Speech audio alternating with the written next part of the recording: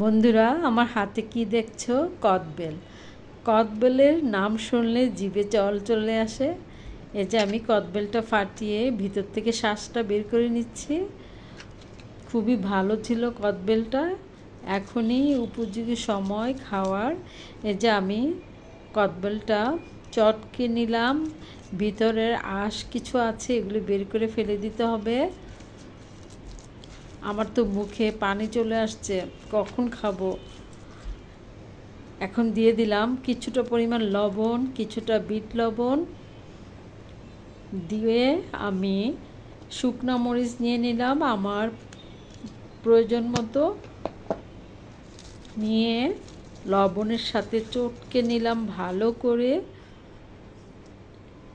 খুব গুঁড়ো গুঁড়ো করে নিয়েছি, দিয়ে আবারও মিশিয়ে নিচ্ছি কদবেলটার সাথে। তারপর দিয়ে দিলাম 2 টেবিল চামচ চিনি, একটু মিষ্টি হলে ভালো লাগে। তারপর দিয়ে দিলাম ধনিয়া পাতা কুচি, কাঁচামরিচ কুচি লাল একটা দিয়ে দিলাম সরিষার তেল দিয়ে মাখিয়ে যে আমার কদবেলের ভর্তা রেডি। খুবই মজার। আমি তো কদবেলের চারাই করে খেয়েছি ছোটোবেলার মতো আঙ্গুল চেটে চেটে। আমি কিভাবে টাক মারছি দেখুন।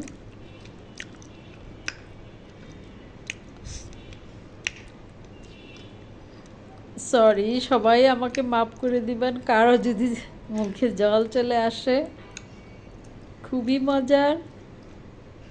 আল্লাহ হাফেজ।